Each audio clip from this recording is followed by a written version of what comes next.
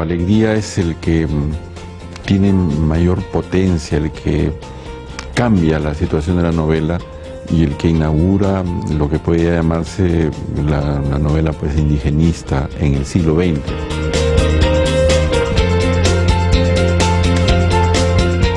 Era el hombre más sencillo de la tierra. Él, ni siquiera su obra misma, porque si uno le preguntara cuál de tus obras te gusta más, dice la que estoy por escribir.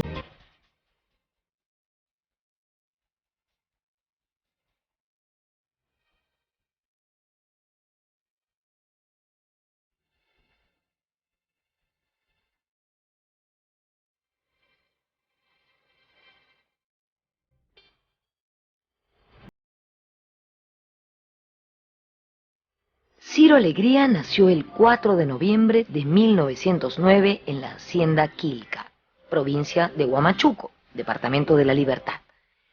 Sus padres fueron José Eliseo Alegría Lynch y Herminia Bazán Lynch. Sí, eran primos hermanos. Se casaron a pesar de la fuerte oposición del padre de José, el poderoso y autoritario hacendado Teodoro Alegría Moreno.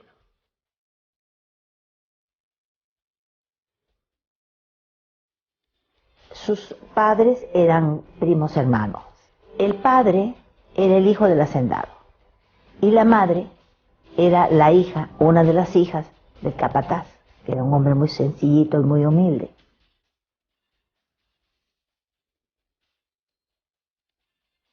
Don Teodoro Alegría terminó aceptando a regañadientes el matrimonio de su hijo José, y al poco tiempo, prácticamente, lo obligó a asumir la dirección de sus propiedades agrícolas en Marcabal Grande, mientras él participaba en política.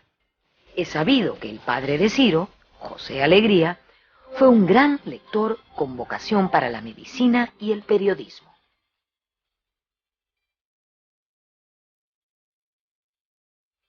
El mismo Ciro Alegría siempre reconoce que él pertenece a una familia de terratenientes, ¿no? Pero él sí distingue mucho que tanto su padre como su abuelo eran terratenientes paternalistas, que tenían una relación positiva con los campesinos, que no eran explotadores, a diferencia de otros terratenientes o gamonales, como por ejemplo el Álvaro Amenábar que él retrata en El mundo es ancho y ajeno. Cirito, como lo llamaban, sería el mayor de 5 hermanos. Los primeros 4 años de su vida transcurrieron en la hacienda Quilca. Cerca a él estuvo su abuela, Juana Lynch Mesía, quien llevaba sangre indígena y solía contarle historias del campo que lo dejaban embelesado. El resto de su infancia la pasó en la hacienda Marcabal Grande y en pequeños poblados de la región, como Cajabamba. En esos lugares, el niño Ciro tuvo contacto frecuente con los hijos de los peones.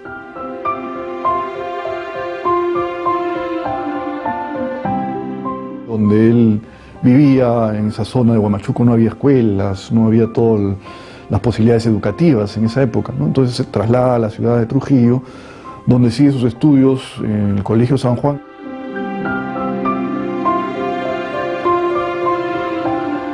A A los 5 años, su padre lo envió a estudiar a Trujillo. En compañía de uno de sus tíos, el pequeño Ciro hizo el largo viaje a caballo. En la travesía, quedó impresionado por las altas montañas andinas y por los indios y mestizos, que eran tan silenciosos y duros como los mismos Andes. Al arribar a la ciudad, Cirito quedó impresionado por los automóviles, la luz eléctrica y los trenes que iban y venían de los valles azucareros o del puerto más cercano. En la entonces señorial ciudad norteña, se alojaría en la casa de su abuela paterna, Elena Lynch Calderón de la Barca. Allí también vivió con su querida tía Rosa, quien era muy aficionada a la lectura y admiradora de un joven poeta, todavía de talento discutido, César Vallejo.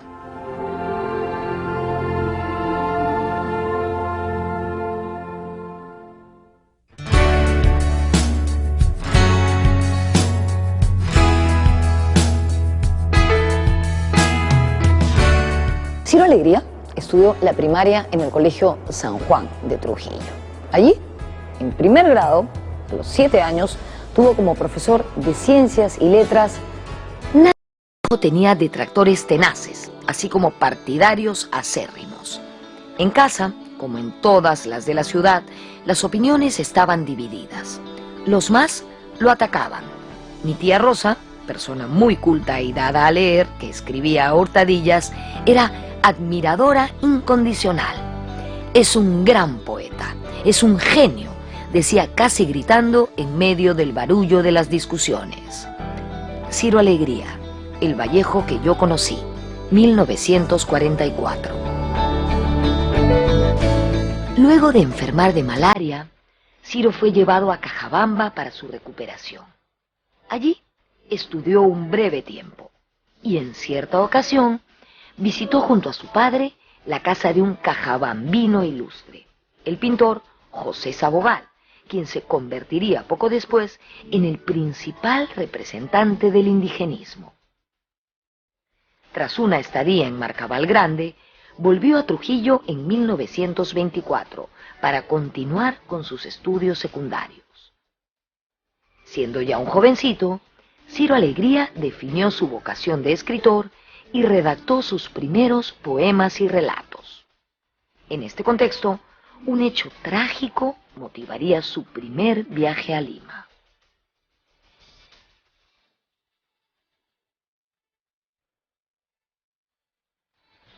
En 1926, la madre de Ciro Alegría, Herminia Bazán, fue víctima de una grave enfermedad y tuvo que partir de emergencia a Trujillo. Al llegar allí, en el hospital, la operaron, pero lamentablemente ella murió durante la operación. Tenía solamente 40 años.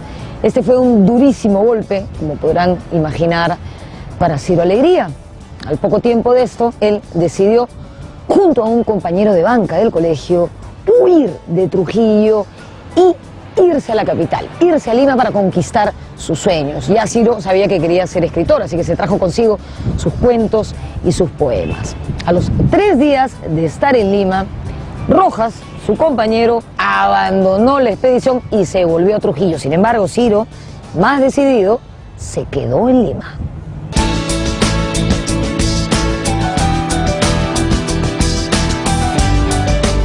Ciro Alegría, en Lima, se puso a buscar trabajo, pero no encontraba nada y poco a poco se le fue acabando la plata. Una noche no le quedó más remedio que dormir en una banca del zoológico que quedaba en el parque de la exposición. Así pasó algunas noches, mientras sus días los pasaba en la Biblioteca Nacional. Allí se encontró con los cuentos andinos de Enrique López Albújar, que le sirvieron para levantar su alicaído ánimo. Mientras tanto, su familia en Trujillo mandó a buscarlo mediante un pariente que tenían en Lima, que al final lo localizó y lo envió de regreso a su casa. Lo embarcaron en el puerto del Callao hasta el puerto de Salaberry y de ahí, ¡pin!, a Trujillo.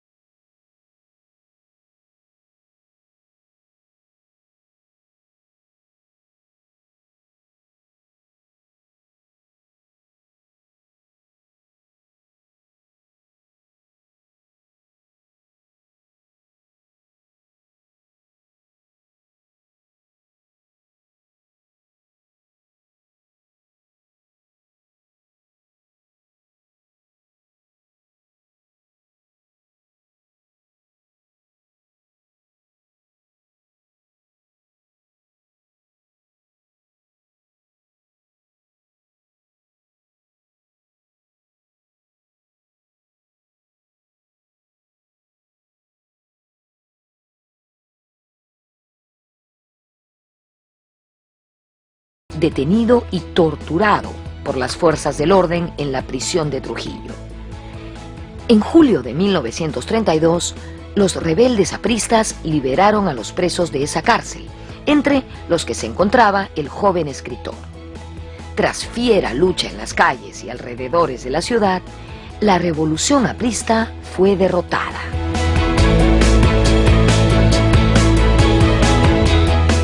Él fue tomado preso 3 veces por motivos políticos y torturado muy de muchachito. Él llega justamente a Calemar, en donde, escapando con su tío, que lo quiere llevar hacia el Ecuador para que se libere.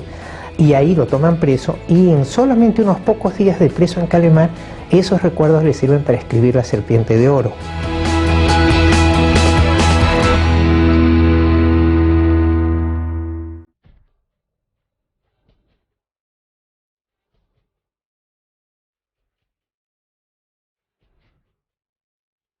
A raíz de su militancia aprista en los años 30, Ciro Alegría fue encarcelado en noviembre de 1932 en la penitenciaría de Lima. Como les he contado en varias oportunidades, la penitenciaría quedaba donde hoy queda este conocido hotel ubicado frente al Palacio de Justicia. Las malas condiciones de su encierro afectaron su salud, pero por fortuna la lectura lo ayudó a soportar esos días. Pero no solamente la lectura, sino también la visita de una joven tía suya en segundo grado llamada Rosalía Amezquita. Rosalía cada fin de semana le llevaba libros, le llevaba comida, y así entre una cosa y otra surgió el amor. Los jóvenes se casaron 2 años después en Chile. Ciro Alegría había sido liberado el 2 de diciembre de 1933 gracias a una amnistía concedida por el presidente Óscar Benavides.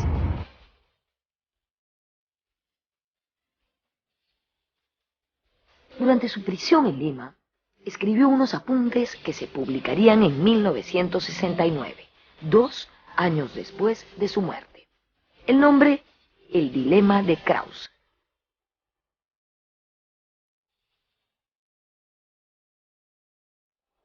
El dilema de Krauss es una novela, es toda la vida de él dentro de la cárcel acá en Lima. Y Krauss fue un alemán que estuvo preso también ahí y que él descubrió, un hombre muy culto, le amaba la música y hablaba mucho de literatura. Es resultado que Krauss fue el que descubrió que él debía ser novelista, porque hasta ahí era poeta y periodista. Y le dijo: tú eres un novelista, porque todo lo que me cuentas es novela, escríbelo.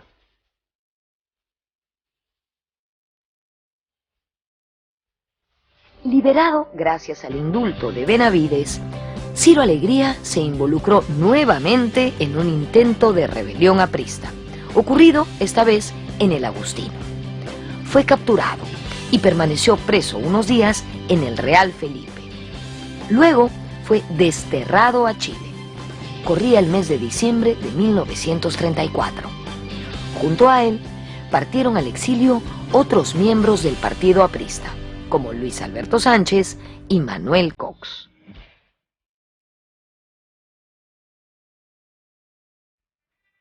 Él sale del exilio muy joven, apenas 25 años de edad, ¿no? Después de una intensa etapa de activismo político, en el cual es un hombre muy luchador, muy comprometido con la causa aprista en los momentos más duros, ¿no? En los varios intentos de rebelión aprista, ¿no?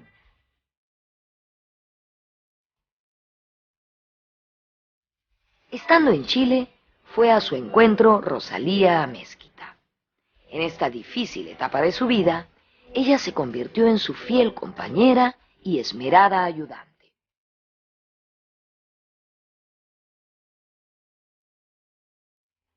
La primera esposa, Rosalía Amezquita, que fue madre de Alonso Alegría, el destacado dramaturgo, y de Ciro Alegría Amezquita, fue una mujer muy diligente que estuvo a su lado en la época que estuvo en Santiago de Chile, en 1934, 35 y años siguientes, y prácticamente él le dictaba a ella sus novelas, porque él se estaba reponiendo de una enfermedad larga.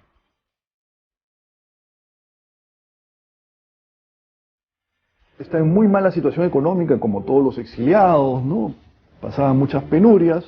Sin duda había una comunidad muy grande de exiliados peruanos, básicamente apristas, padeció además varias enfermedades, pero es su etapa de mayor productividad.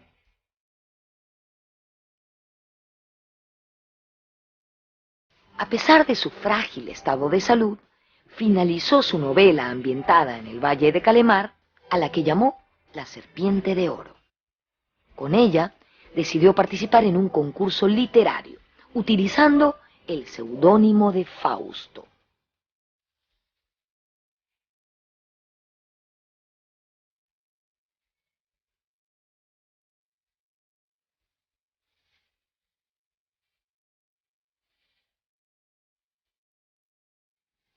En 1935, Ciro Alegría transformó su pequeña novelita Marañón en lo que sería su primera gran novela, La Serpiente de Oro. El título hacía alusión al río Marañón dorado por el sol del mediodía. Qué bonito, ¿no? Con esta novela, Ciro Alegría ganó el primer premio en un concurso de literatura convocado por la editorial Nacimiento de Chile. Los críticos dijeron que en La Serpiente de Oro, Ciro Alegría exhibía su prosa artísticamente mejor construida. Él, Alegría, el propio autor, años más tarde, diría lo siguiente. Desde el primer capítulo, sentí como que mi prosa adquiría un riguroso compás de remo en aguas profundas.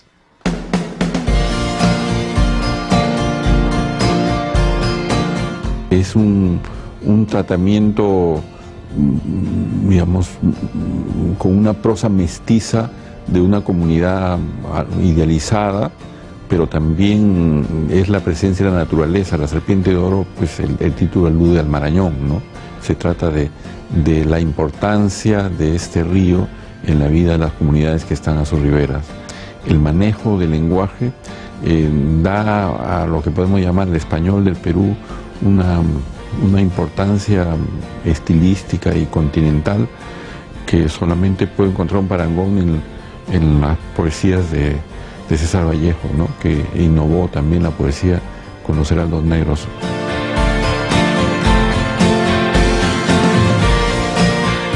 Aunque no se desarrollaba en Chile, ni era un autor de ese país, la novela ganó el premio por su belleza, vigor y originalidad, como dijo el propio jurado calificador. Luego de obtener el premio, comenzó a trabajar en la editorial Ercilla como corrector de originales y como traductor para la editorial Zigzag. Pero sus problemas de salud se agudizaron. Sufrió una embolia cerebral, perdiendo temporalmente la visión y la capacidad de escribir. Estuvo internado largos meses en el Sanatorio para Tuberculosos San José de Maipó.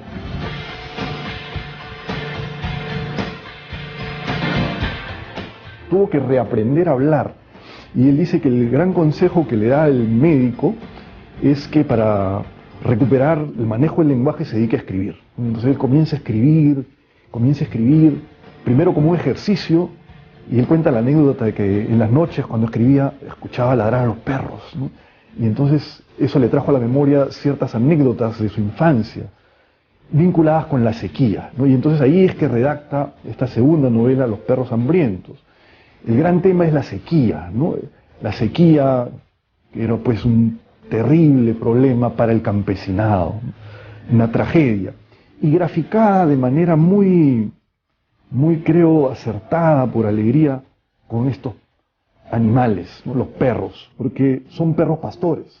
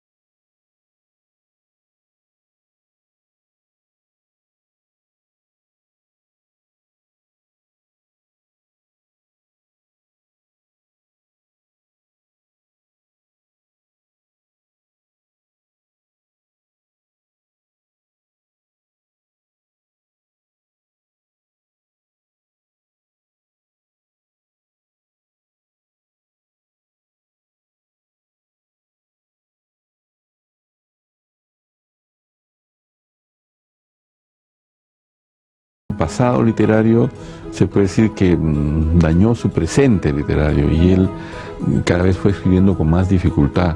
Y esa novela, Lázaro, la interrumpió primero porque por ganar algún dinero tuvo que hacer la historia del ron Bacardí.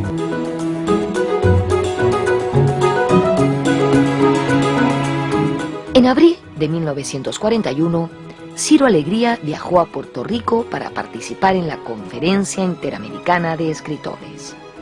Posteriormente, concurrió al Congreso de Escritores Americanos en Washington. En Norteamérica, tuvo diversos oficios. Ese año, Estados Unidos estaba a punto de entrar en guerra con las potencias del eje.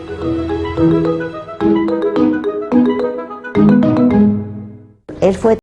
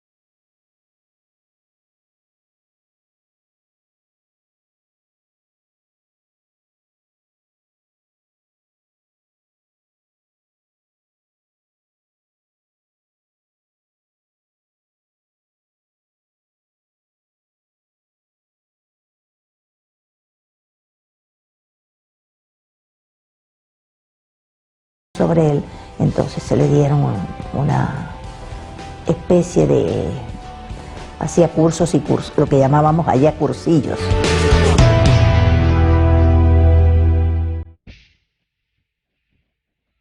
En el año 1953 viajó a Cuba. Allí conoció a la joven poeta cubana Dora Varona, quien sería su última y definitiva esposa. En la isla dictó un curso sobre literatura y fue homenajeado por la intelectualidad cubana. Ciro Alegría vivió siempre contrariado por la piratería. En varios países circulaban versiones ilegales de sus novelas sin que él recibiera beneficio alguno. El escritor, lógicamente, quería vivir de sus libros y no podía. Curiosamente, fue a través de una edición pirata de El Mundo es Ancho y Ajeno que Dora Varona conoció la obra de Ciro Alegría.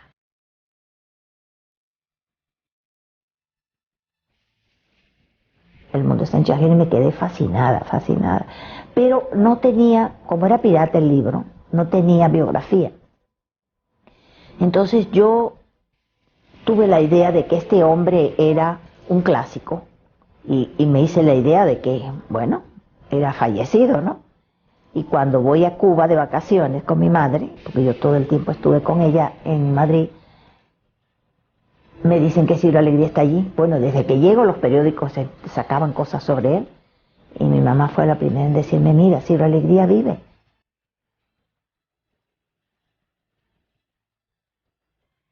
Alegría encontró trabajo escribiendo en periódicos como El Alerta, de La Habana. De esta forma, pasaría largos años sin volver a su patria, donde el mensaje de su obra no era bien visto por los gobiernos de turno. Tuvo que esperar la caída de la dictadura de Odría para regresar. En 1957 volvió al Perú y fue recibido triunfalmente.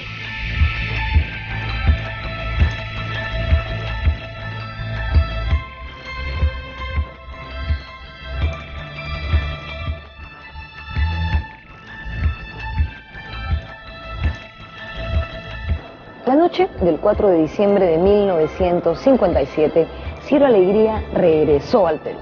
Al descender del avión, declaró a la prensa: soñaba con el momento de retornar a mi patria. Esta vez vino acompañado de su joven esposa, una poeta cubana llamada Dora Barona, con quien se había casado en Santiago de Cuba. Él tenía 47 años y hacía 23 que no pisaba nuestro suelo. Luego de dar conferencias en algunas universidades y de recorrer el interior del país, él retornó a Cuba junto con su esposa.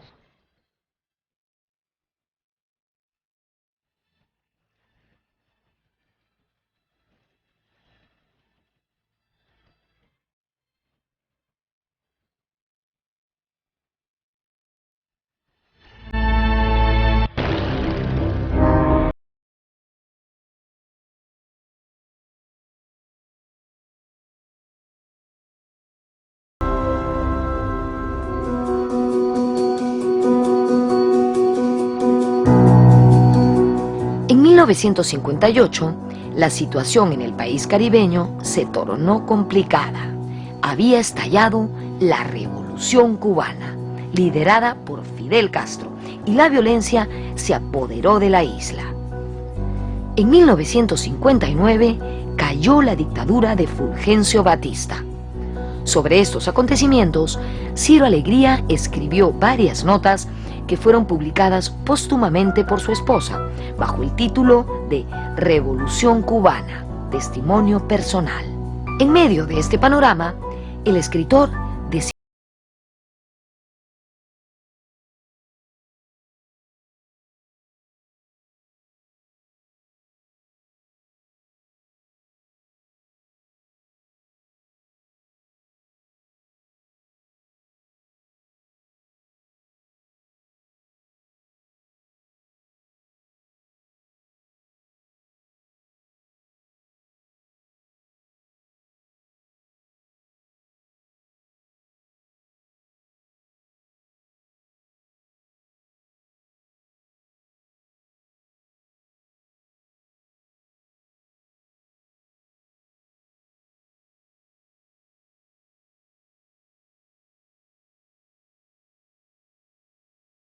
de colegas y amigos de la talla pues de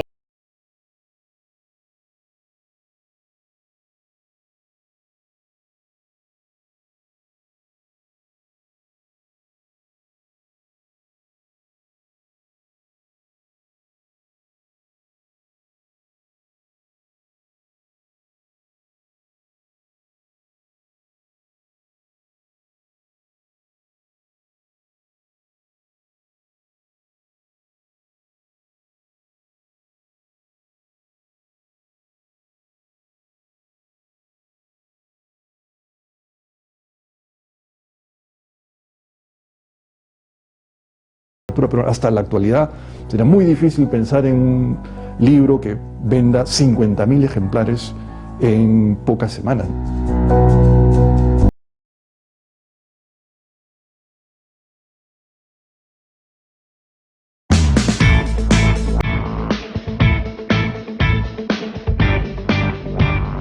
A lo largo de su vida, Ciro Alegría hizo amistad con muchos de sus colegas de profesión, con la poeta chilena Gabriela Mistral, por ejemplo, o con los peruanos Manuel Seoane, Antenor Orrego, José María Arguedas y José Sabogal.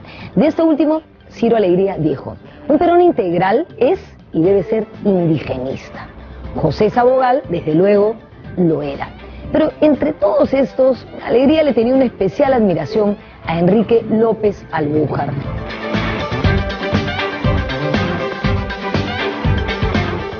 Ciro Alegría fue siempre muy generoso con los otros escritores que abrieron camino para el indigenismo, la narrativa indigenista, ¿no? Entonces lo veía en gran medida a López Albújar como un escritor que había abierto camino, ¿no? En tanto en sus cuentos andinos habría sido el primero en retratar, como se decía entonces, al indio de carne y hueso.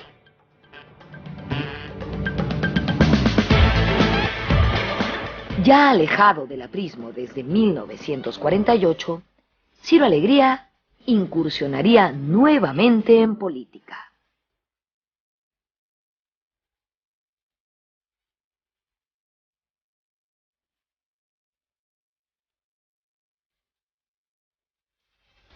En los años 60, Ciro Alegría se hizo partidario de Acción Popular, esa tradicional agrupación política de nuestro país, liderada por el arquitecto Fernando Belaúnde Terry, que sigue conservando su local en el Paseo Colón, en el centro de Lima. Cuando Fernando Belaúnde asumió la presidencia, Ciro Alegría ingresó como diputado al Parlamento el 9 de julio de 1963. Sin embargo, nunca se sintió del todo cómodo en ese ambiente. Él decía que los odristas y los apristas, que eran la oposición y tenían la mayoría en el Parlamento, nunca lo dejaban hablar tranquilamente durante las sesiones.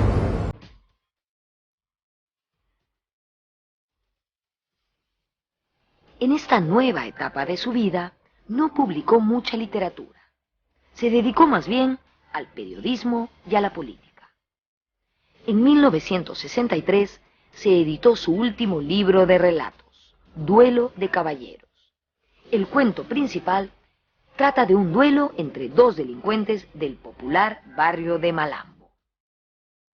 Los últimos años de su vida los vivió junto a su esposa y sus pequeños hijos, Cecilia, Ciro y Gonzalo, en su casa de Chaclacayo.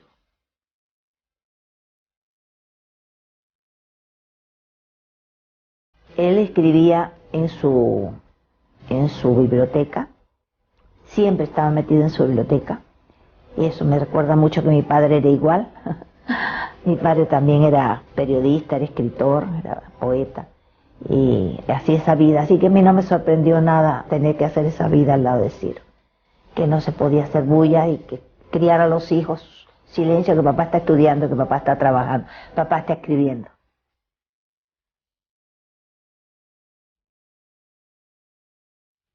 En 1964 viajó al Encuentro Internacional de Escritores en Berlín.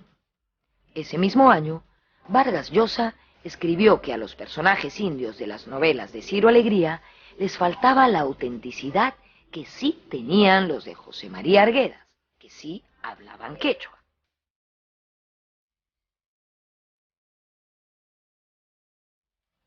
Entre ellos nunca existió una rivalidad personal. Fue más una rivalidad motivada por comentarios de otros escritores, como el propio Vargas Llosa, ¿no? Que contraponía un poco la obra de Alegría, que representaría esta novela más tradicional, un poco anticuada, mientras que sí valoraba mucho a Arguedas, porque Arguedas había sido capaz de, en opinión de Vargas Llosa en ese momento, de incorporar de manera muy creativa la estructura del quechua en una novela escrita en castellano.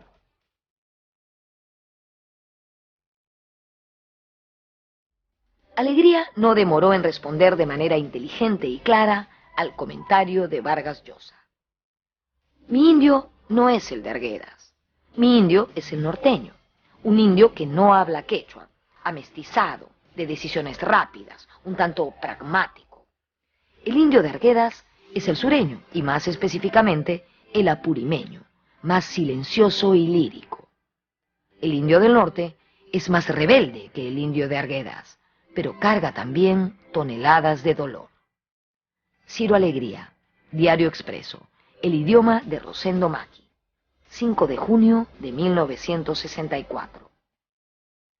Cuenta Dora Barona que luego de esta aclaración, Vargas Llosa le escribió una carta a su esposo en la que le pedía disculpas.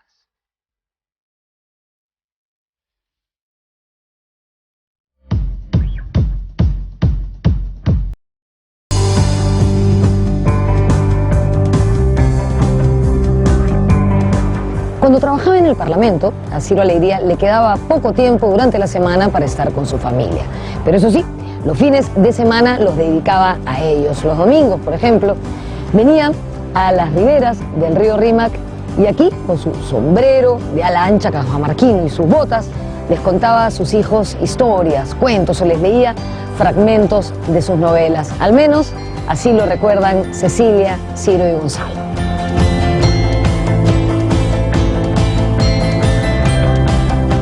La casa de Chaclacayo está justo al frente de Huampaní, haciendo esquina, y está entre Huampaní y nuestra casa está el río, ¿no?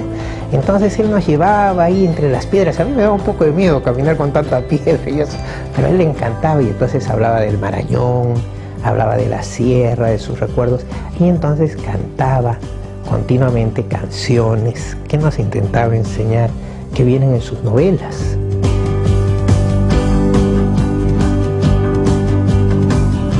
En mayo de 1966 fue elegido presidente de la ANEA, la Asociación Nacional de Escritores y Artistas. 1967 fue un año lleno de homenajes y reconocimientos para su obra. Su novela El mundo es ancho y ajeno llegó a ser traducida a 18 idiomas. Sin embargo, lamentablemente, su salud empeoraría.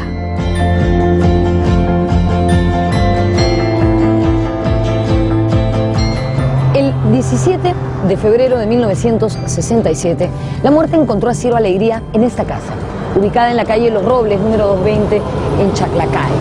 Murió de una hemorragia cerebral, acompañado de su familia. Su esposa, Dora Barona, estaba embarazada de su cuarto hijo y cuenta que él, en medio de fuertes dolores y con la parálisis prácticamente invadiéndole todo el cuerpo, se incorporó un momento y dijo: madre, desde que te fuiste, cuánta soledad.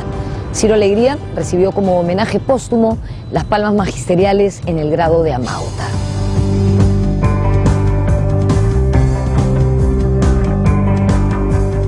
El cuerpo del escritor recibió un caluroso y multitudinario homenaje en la Casa de la Cultura, en el local de Acción Popular y en el Congreso de la República. Casi de inmediato, su viuda, Dora Barona, se encargó de editar y publicar sus escritos póstumos. Pero Ciro Alegría pasó a la posteridad por sus 3 primeras novelas, coronadas por la última, El mundo es ancho y ajeno, una obra fundamental para acercarnos al mundo andino.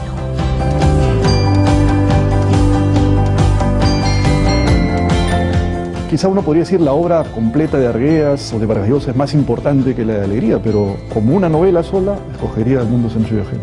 Una novela clásica en todo el sentido de la palabra, construye una imagen del mundo andino que ha tenido un gran impacto en el Perú, ¿no?